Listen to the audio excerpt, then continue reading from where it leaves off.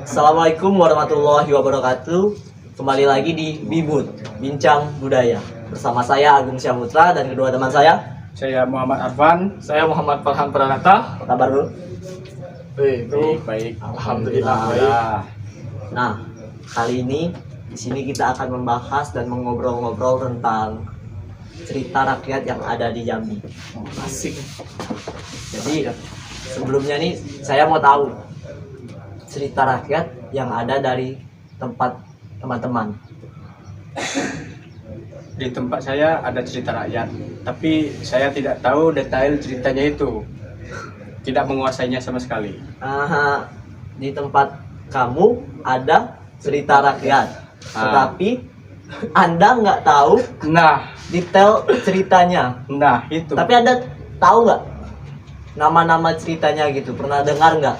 Nama ceritanya itu Putri Panjang Rambut. Putri Panjang Rambut. Mungkin karena kebanyakan cerita jadi sampai nggak tahu. Jadi nggak tahu gimana ceritanya. Iya. Sejadi. Kalau dari Bro Farhan gimana? Nah, kalau di tempat saya ada sih cerita rakyat.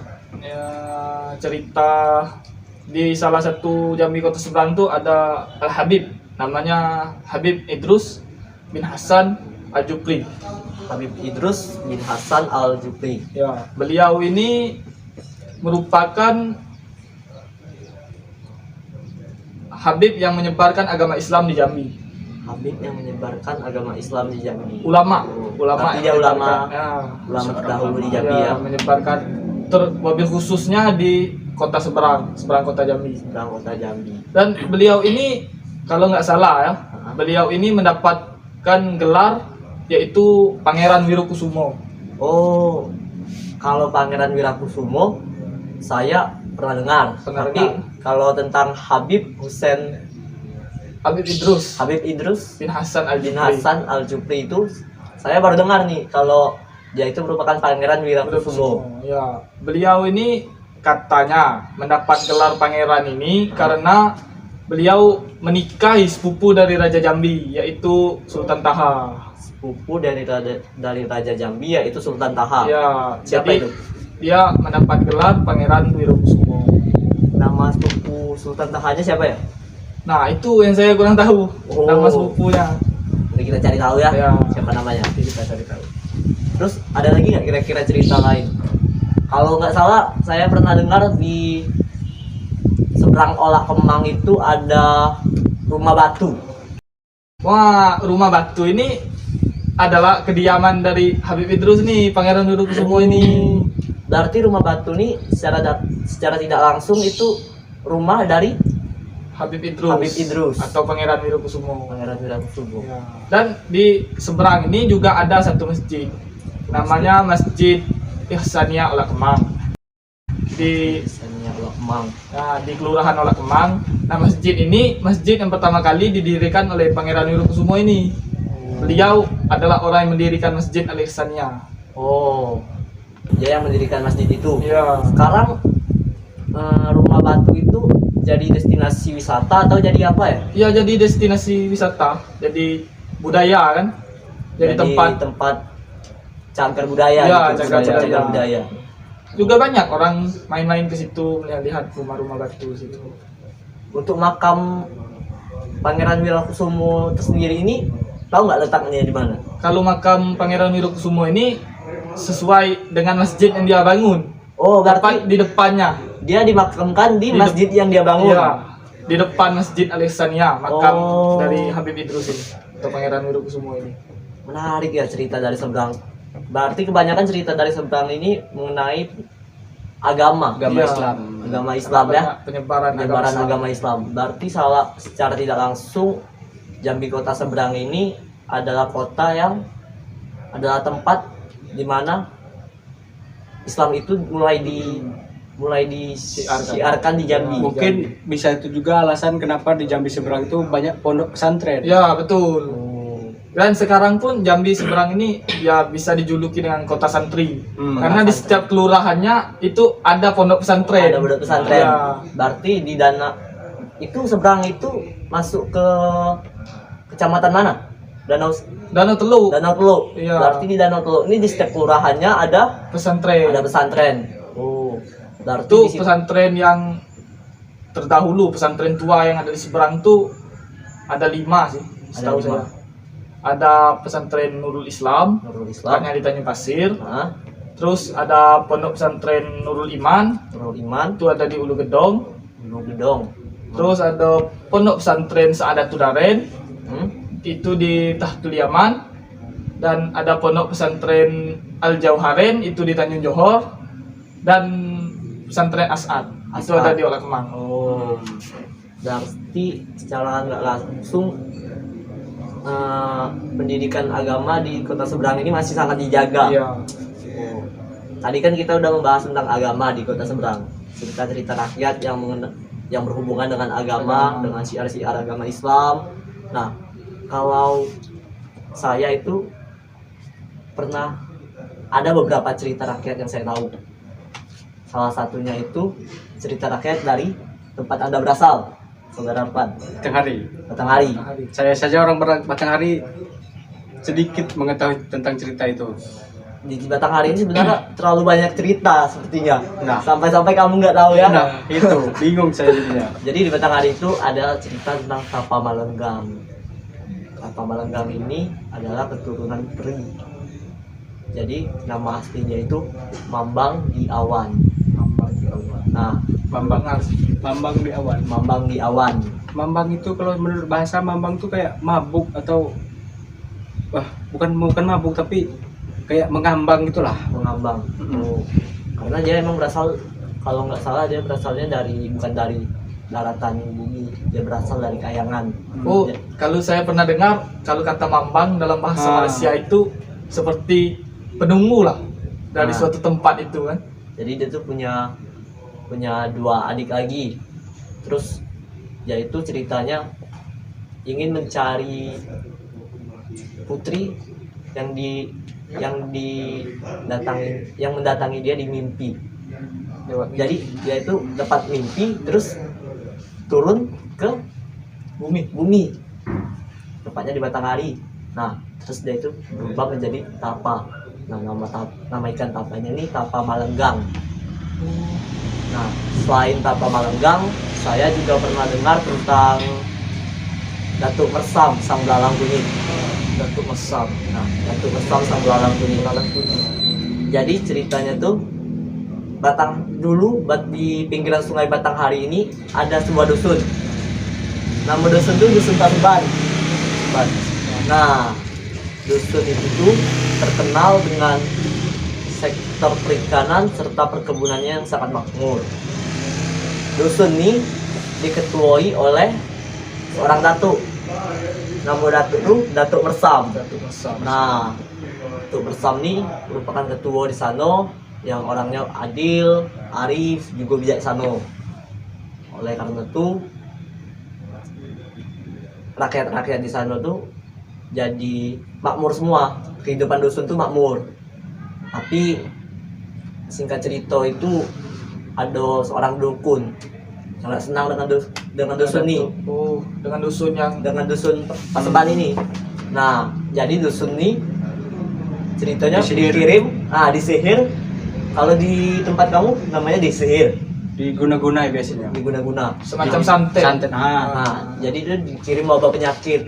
Oh, Nama penyakitnya itu nyampu bujang. laku bujang. Nyampu bujang nih penyakit yang nyerang bujang-bujang yang ada di dusun tuh. Oh, jadi mengincar kaum laki-laki. Kaum laki-laki yang belum menikah. Menikah. Nah, lagi potensi-potensinya untuk bekerja. Naik-naik Iya. dewasa. Jadi oleh karena itu mereka sakit dan juga ada beberapa yang meninggal. Oleh karena itu sektor perkebunan dengan perikanannya itu jadi mati secara tidak langsung. Menurun. Drastis, langsung drastis. Warga tuh resah. Warga resah, terus ngadu ke Datuk Mersam nih selaku ketua adat di dusun tuh. Singkat cerita, Datuk Mersam juga tidak bisa ngambil keputusan secara langsung, secara sepihak. Jadi Datuk Mersam nih ngadain musyawarah ngadain musyawarah tuh di loteng. Loteng. Ya, Loteng di mana itu? loteng tuh kalau di bahasa itunya itu artinya bilik desa, semacam bilik desa, Oh. tempat perkumpulan. Tempat perkumpulan. Ya, Kayak balai desa gitu. Balai. seperti balai desa. Jadi Datuk Mersam ini mengundang ahli nujum di dusun tuh. Namanya Datuk Sengkati. Datuk Sengkati. Datuk Sengkati. Nah, terkuaklah ada seorang dukun yang gak senang dengan dusun tuh. Jadi singkat cerita Datuk Mersam dengan Datuk Sengkati ini Oh. pergi nemui dukun tuh. Jadi itu asal usul nama desa Mersam dengan nama desa Sengkati. Karena mungkin berasal dari nama Datuk. Oh, itu, jadi ada ya. hubungan dengan Datuk Sengkati dengan Datuk Mersam tadi. Soalnya desa Sengkati dengan desa Mersam itu berdekatan. Oh, saya taunya dusun Mersam, Hmm. Kecamatan Mersam. Ya. Kalau untuk dusun Sengkati, saya baru dengar nih. Iya, Sengkati ada juga nama desa Sengkati di sana kan? Oh, itu tepatnya di mana tuh? Di dekat Mersam juga, dekat Batanghari. Mersam Batanghari. Bisa jadi. Ini kan jembatan Tembesi. Nah, di jembatan Tembesi itu terus maju ke depan lagi. Ya. Di penghujung jembatan Tembesi itu ada desa di seberang. Nah, nama desa itulah nama desa Sengkati. Oh, jadi gitu. Berarti kedua dusun ini terinspirasi dari cerita itu. Dari Bisa nama jadi, Datuk dari tuh. nama Datuk tadi. Ah, jadi singkat cerita, Datuk Mersam dengan Datuk Sengkati beserta beberapa pemuda tuh nyari dukun tuh. Ketemulah dukun tuh dan akhirnya bertarung orang tuh. Mereka bertarung, terus dukun ini kalah. Tapi dukun ini bersumpah tidak akan hilang penyakit tuh sampai kapanpun. Udah, akhirnya dukun tuh hilang wabah penyakitnya, hilang. Dukun tadi mati lah. Dukun tadi udah mati, Oh, udah mati. lari, Lari. kabur dia takut karena kalah tadi kan. Iya. Jadi Datuk Mersam nih punya 2 orang putri, 2 orang anak cewek. Nah, jadi dia nih pengen nikahin kedua anaknya nih dengan pemuda yang berkompeten lah gitu istilahnya. Nah, ketemulah Mencora juga Tanjung. Oh, Mencora dan Tanjung. ada Tanjung. Jadi mereka kandidat menantu dari Datuk Datuk Mersam Mersam. nih. Jadi Mencora dengan Tanjung nih disuruh memimpin sektor perikanan serta perkebunannya. Nah, suatu ketika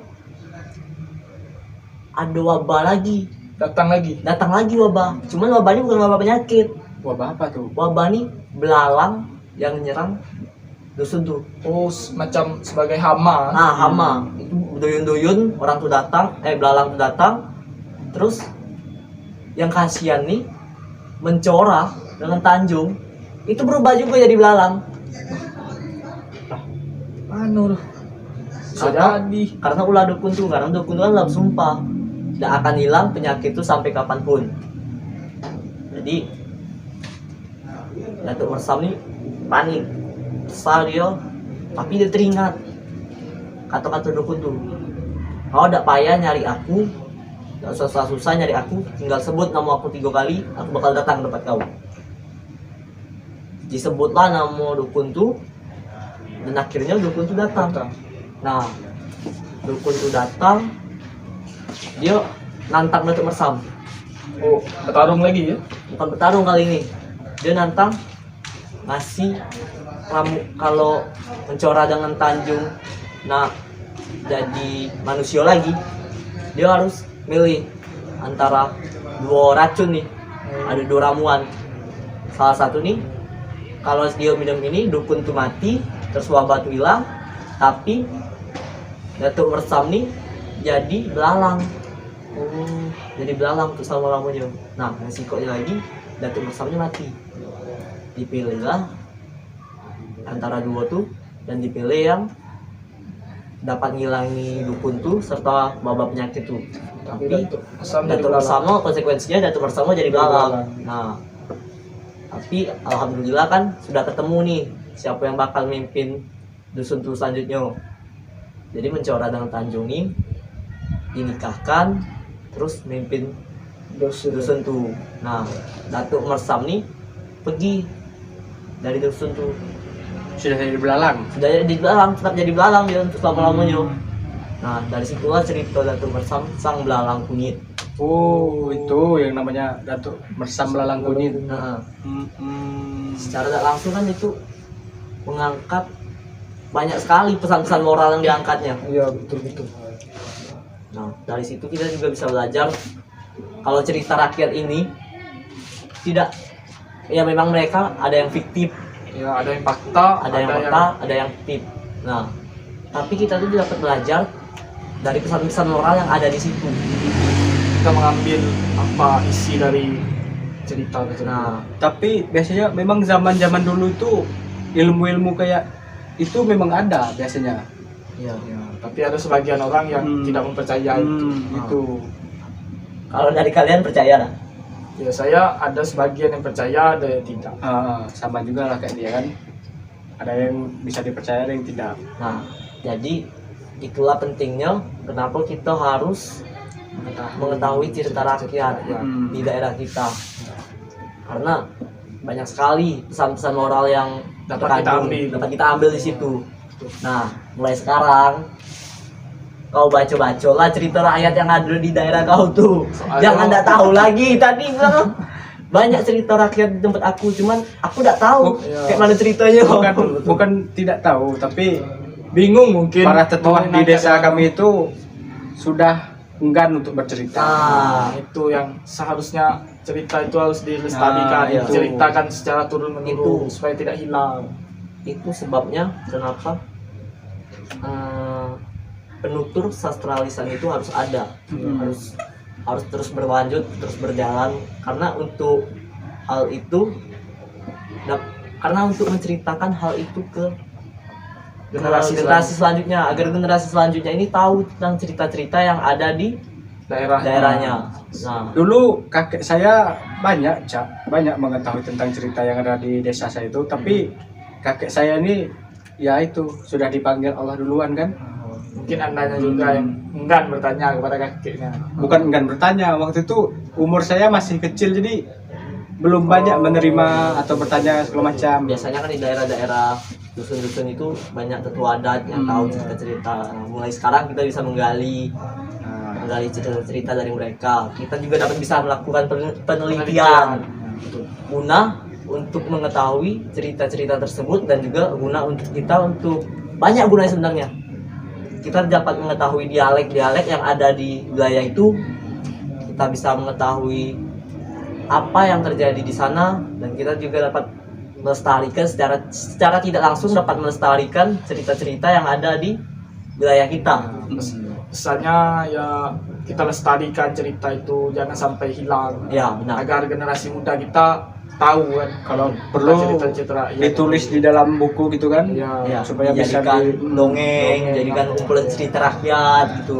untuk permasalahan percaya atau tidaknya tergantung dari Ya. kita masing-masing. Yang penting cerita itu tidak hilang dan tetap ada Turun sampai temurun. Nah, generasi selanjutnya. Nah, mungkin sekian bincang-bincang kita. Nah, ambil saja apa yang dapat diambil, ambil yang baik, buang yang buruknya. Betul. Seperti cerita-cerita ya tadi, kita ambil yang baik dan kita buang buruknya. Nah, jangan sampai kita itu melihat buruknya saja. Oleh karena itu, kita itu harus dapat melihat perspektif lain dari cerita-cerita tersebut. Nah, mungkin sekian obrolan dari kami. Menarik sih. Obrolan yang sangat menarik, semoga dapat Memberikan manfaat. memberikan manfaat bagi teman-teman yang menonton, dan juga dapat memberikan pembelajaran bagi teman-teman yang tidak mengetahui tentang cerita-cerita rakyat yang ada di Jambi. Nah, sekian dari kami tutup. Wassalamualaikum warahmatullahi wabarakatuh.